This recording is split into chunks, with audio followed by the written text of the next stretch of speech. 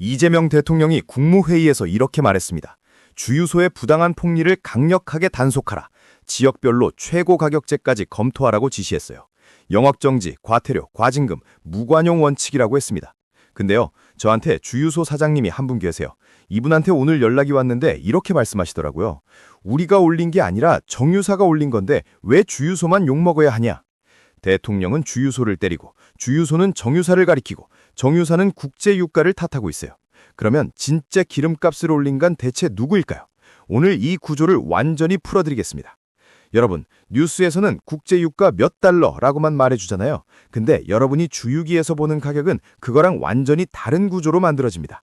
중간에 최소 4단계를 거쳐요. 이 구조를 알면 두 가지가 보입니다. 첫째, 지금 기름을 넣어야 할 때인지 기다려야 할 때인지.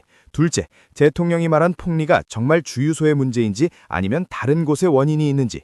오늘 이 영상에서 주유소 사장님이 실제로 받은 정유사 문자, 오더 시세, 그리고 업계에서만 쓰는 전략까지 전부 공개합니다. 이런 이야기는 뉴스에서 절대 안 나와요. 구독과 좋아요 부탁드립니다. 자, 먼저 기름값이 어떻게 만들어지는지부터 알아야 해요. 여러분, 한국의 기름값 기준이 두바이유라고 생각하시는 분들 많죠? 아닙니다. 한국 기름값의 진짜 기준은 MOPS라는 겁니다.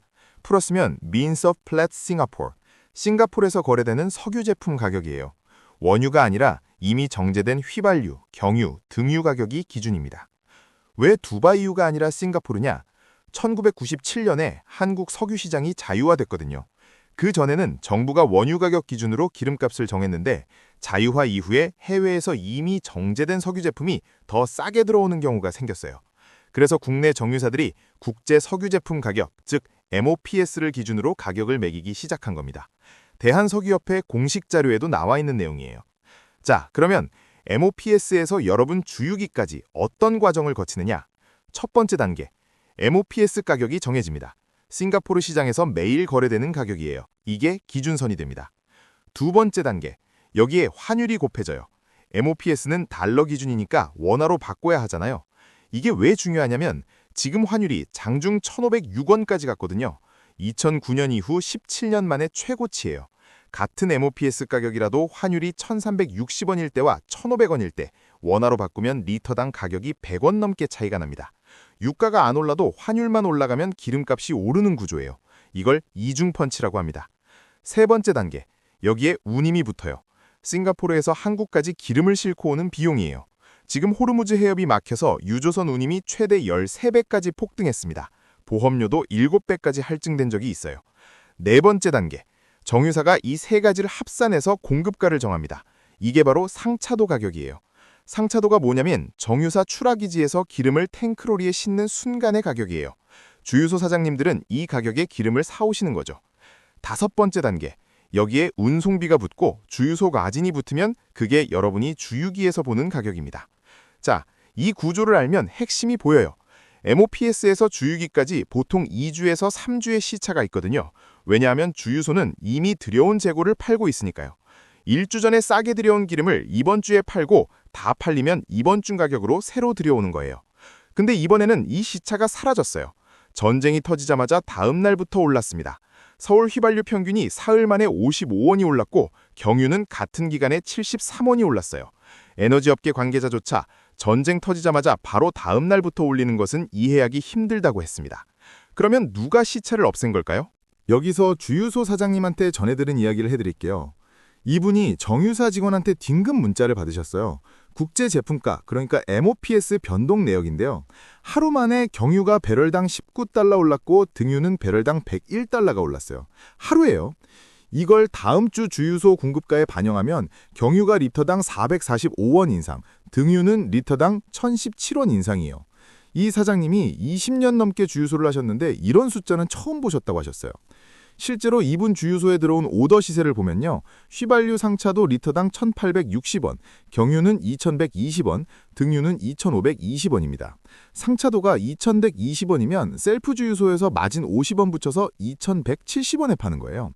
근데 휘발유 소비자가는 서울 평균 1,855원이거든요. 경유가 휘발유보다 비싸지는 역전 현상이 이미 시작된 겁니다. 자, 그러면 시차가 사라진 이유가 뭘까요?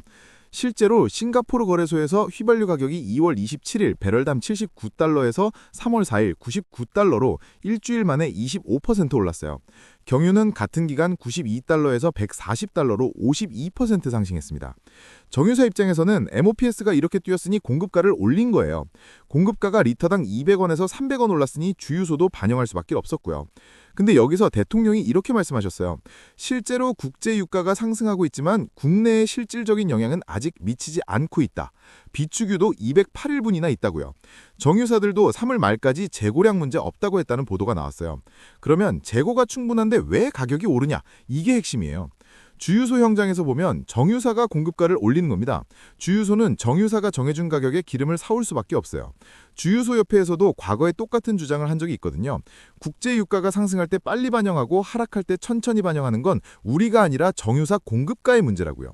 주유소 유통 마진은 오히려 줄어드는 경우도 있다는 데이터도 있어요.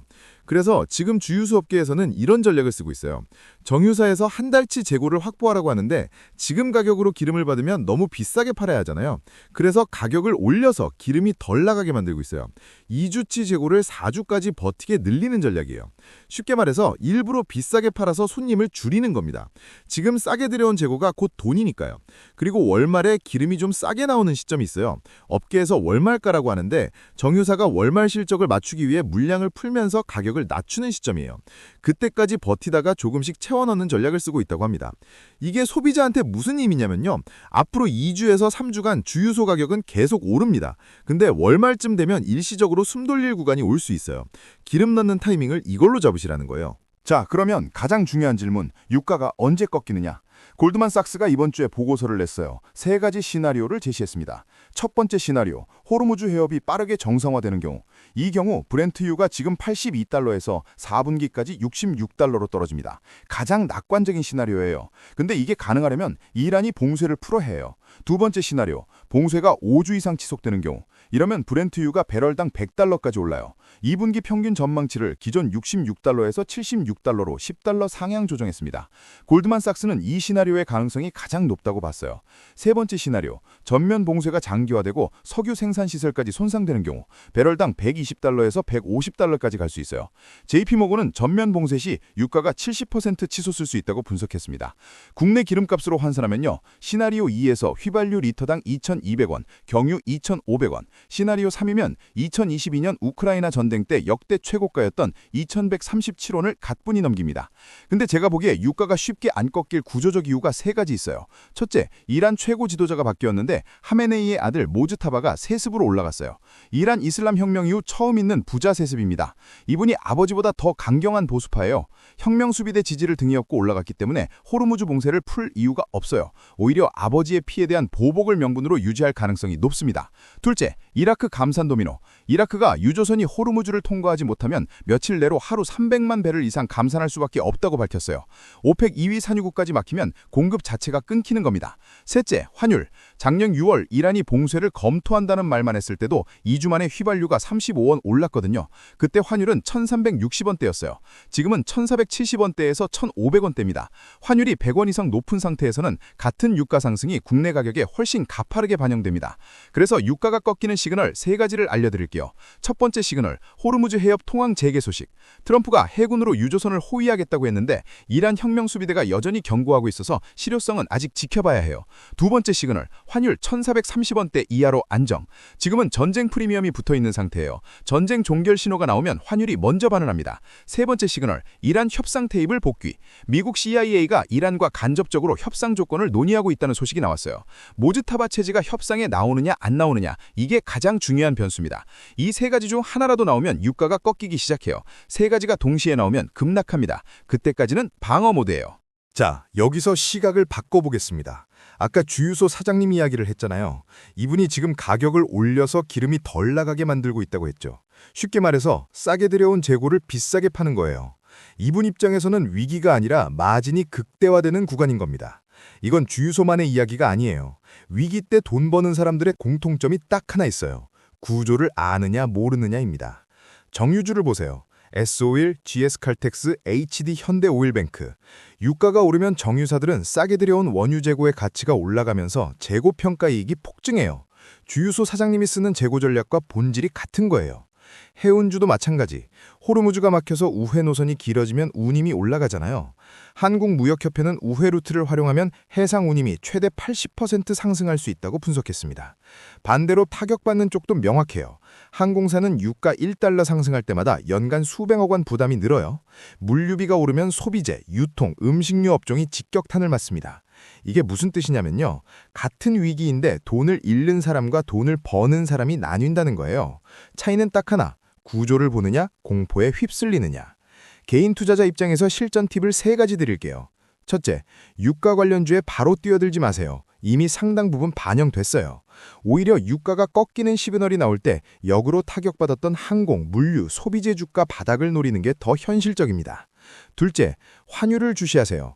환율이 1430원대 밑으로 떨어지면 원화 자산의 가치가 올라갑니다. 반대로 지금 달러를 사두면 환율 방어가 돼요. 단 이미 1500원대를 찍은 상태에서 추격 매수는 위험합니다. 셋째, 기름값 타이밍. 당장 기름이 반 이하면 지금 넣으세요. 다음 주부터 더 오릅니다. 여유가 있으면 월말가 시점에 맞춰서 넣는 게 가장 유리해요. 이건 주유소 업계에서만 아는 정보입니다. 자, 정리하겠습니다. 오늘 핵심은 3가지예요.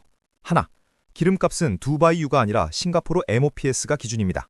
여기에 환율이 곱해지고 운임이 붙고 정유사 마진이 붙고 주유소 마진이 붙어서 여러분 주유기 가격이 됩니다. 이 구조를 모르면 뉴스에 휘둘리고 알면 타이밍을 잡을 수 있어요. 둘, 대통령이 주유소 폭리를 단속하겠다고 했는데 현장에서 보면 가격을 올린 건 정유사 공급가입니다. 주유소는 받은 가격에 마진 50원을 얹어서 파는 구조예요. 진짜 폭리가 어디서 발생하는지는 MOPS와 정유사 공급가 사이의 갭을 봐야 알 수 있습니다. 셋, 유가가 꺾이려면 호르무즈 통항체계, 환율 1430원대 이하 안정, 이란 협상 테이블 복귀, 이 3가지 시그널을 지켜보세요. 그 전까지는 방어하시면 됩니다. 마지막으로 하나만 더 말씀드릴게요. 위기 때 남들과 같이 움직이면 남들과 같은 결과를 얻습니다. 모두가 공포에 빠져 있을 때 구조를 읽는 사람만 다른 선택을 할 수 있어요. 주유소 사장님은 지금 공포에 빠진 게 아니라 구조를 알기 때문에 전략을 세우고 있습니다. 여러분도 마찬가지예요. 오늘 이 영상을 본 여러분은 이제 기름값의 구조를 아는 사람이 됐습니다. 다음 영상에서는 이란 전쟁이 장기화될 수밖에 없는 구조적 이유, 그리고 중국이 이란을 벌인 진짜 속내를 풀어보겠습니다. 구독과 좋아요, 알림 설정까지 부탁드리고요. 오늘 주유하신 분들 리터당 얼마였는지 댓글로 알려주세요. 지역별로 한번 비교해봐요. 감사합니다.